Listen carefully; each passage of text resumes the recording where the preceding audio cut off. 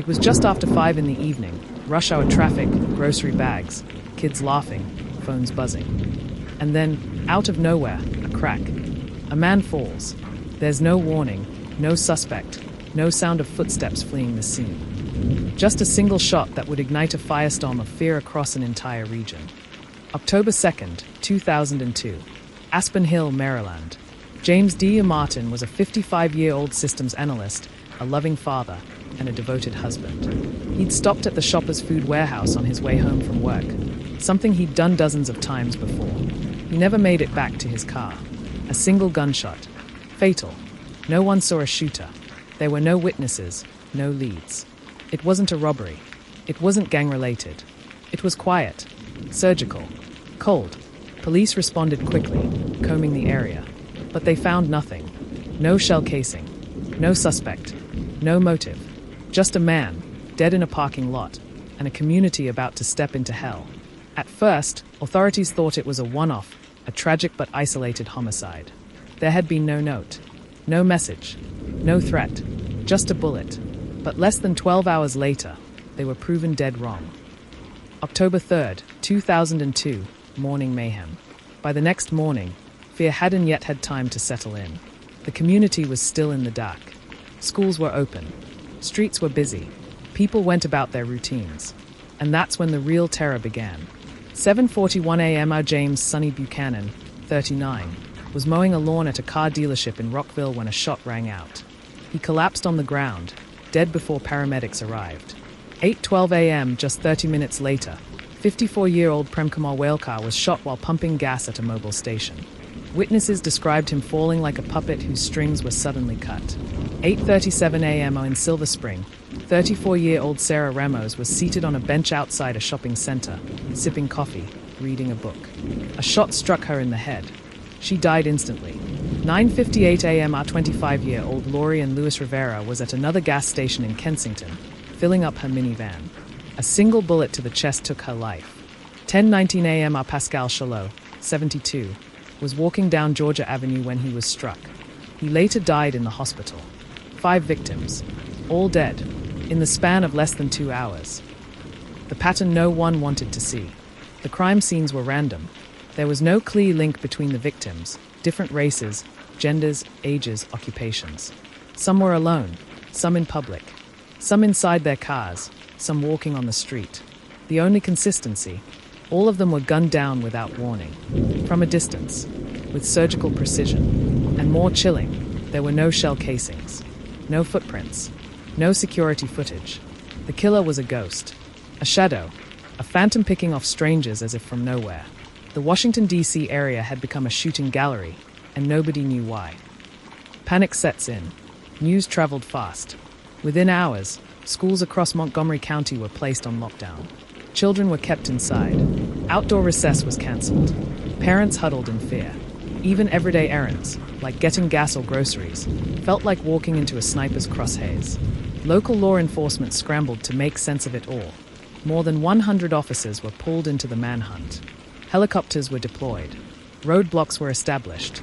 Tips began pouring in by the thousands. But the shooters left no trace, just a growing pile of bodies and mounting hysteria. In just 36 hours, 6 people had been murdered across multiple jurisdictions. The randomness was the most terrifying part. There was no profile to match, no way to predict who might be next. The local press dubbed the mystery assailant the Beltway Sniper. But behind closed doors, law enforcement wasn't dealing with just one man.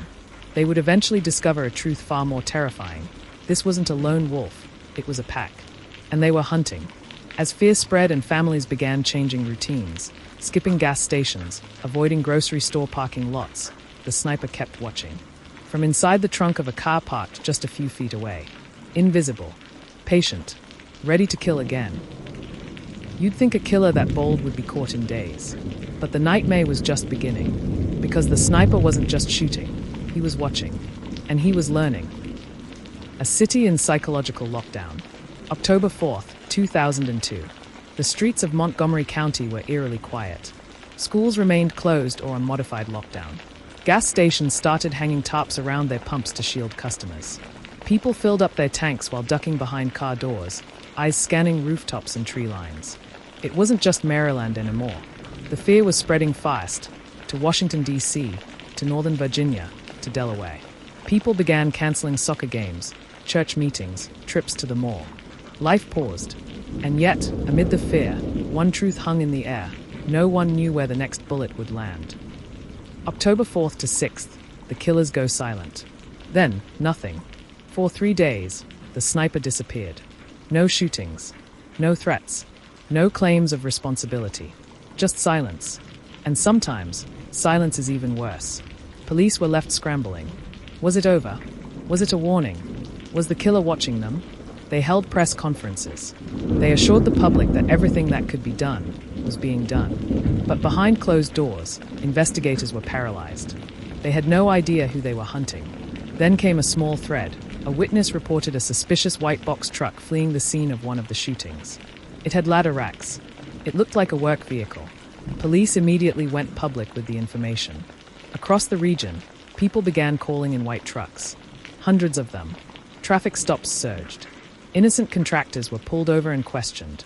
Tips flooded hotlines. But the leads went nowhere. They didn't know it yet, but the tip was wrong.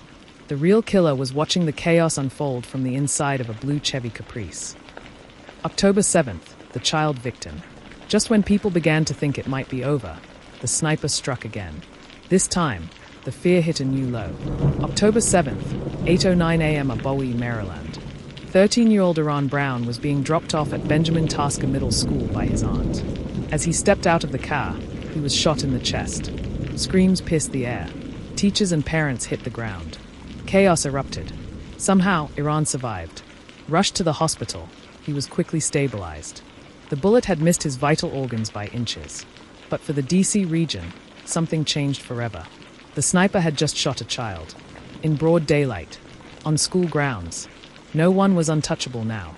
Police found something near the scene. A shell casing, and a handwritten note wrapped in a plastic bag, pinned to a tree. The message was short, chilling, and direct. Call me God. It also included demands. $10 million wired to a specific account and a promise to stop the shootings if their conditions were met. The letter was filled with arrogance, referencing previous shootings and mocking investigators. The tone was disturbing. It was clear, the sniper was not just a killer. He was playing a game. And the public? They were the pawns. October 9th to 11th, the killings resumed. Despite police roadblocks, aerial surveillance, and FBI support, the sniper continued his spree. October 9th, Dean Harold Mayers, a 53-year-old Vietnam veteran, was shot while filling up at a gas station in Manassas, Virginia. October 11th, Kenneth Bridges, a 53-year-old businessman and father of 6, was murdered at another gas station in Fredericksburg. The killer was mobile, crossing state lines, hitting different jurisdictions, and always vanishing before anyone could respond. It was like fighting smoke. He was everywhere and nowhere. FBI agent Michael Bouchard. By now, the media frenzy was nonstop. News outlets aired minute-by-minute updates. Psychologists warned of mass trauma. Parents escorted their children to class in full-body cover. Gas stations emptied at night, as people refused to risk becoming the next target. The sniper had turned routine, everyday spaces into potential crime scenes. There were no warning signs, no confrontations, just a single shot and then a body. An entire region held hostage. Public officials urged calm. But how could they? This wasn't a natural disaster. This was a killer who moved silently, struck at will, and taunted police with his notes. And every hour he wasn't caught was an hour he could strike again.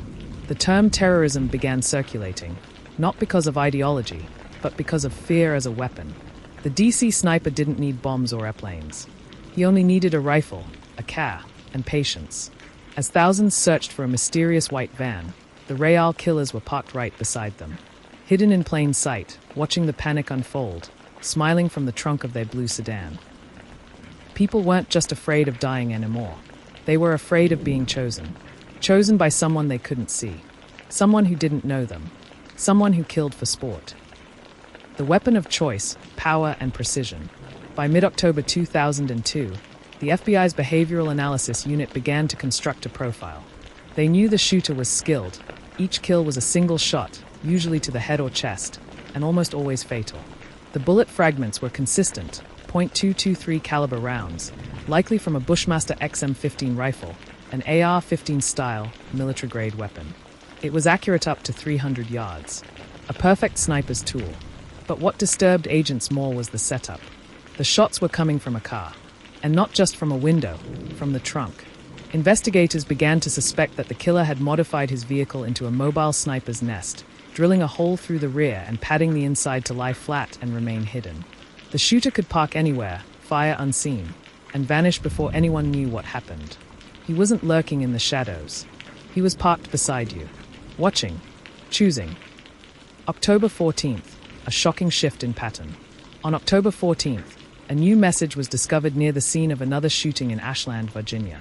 This time, it was a different kind of target, a restaurant goer. 47-year-old Linda Franklin, an FBI analyst, had been shot while loading groceries into her car. Police were on high alert. One of their own had now been targeted. The note left behind escalated the game. The shooter claimed he could kill anytime. He criticized the police response. And he offered a terrifying promise: your children are not safe anywhere, at any time. October 19th, a father dies in front of his family. The next strike was in Falls Church, Virginia.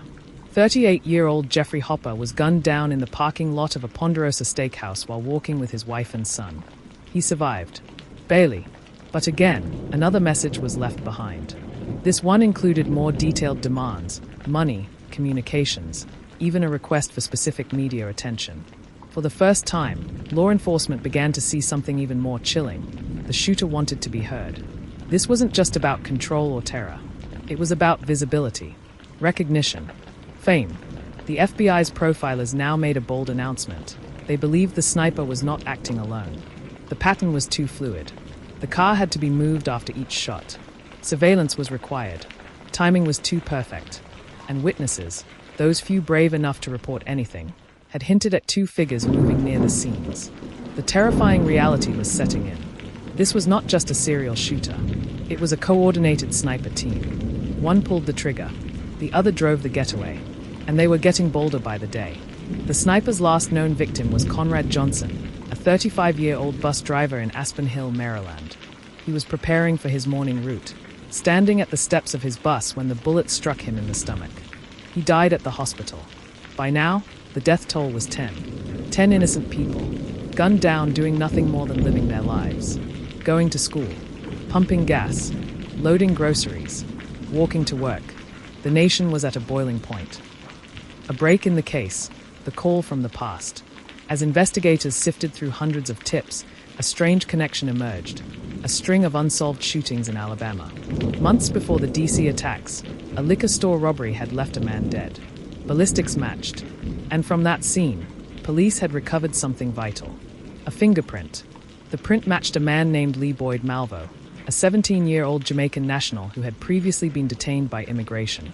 But Malvo wasn't alone. He was connected to a man who had trained him, mentored him, brainwashed him, a Gulf War veteran, a survivalist, a man with a criminal past and a hatred for the government.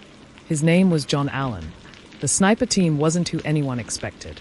A 41-year-old man, and a teenager he'd molded into a killer, a father figure and a child. The blueprint for evil, hiding in plain.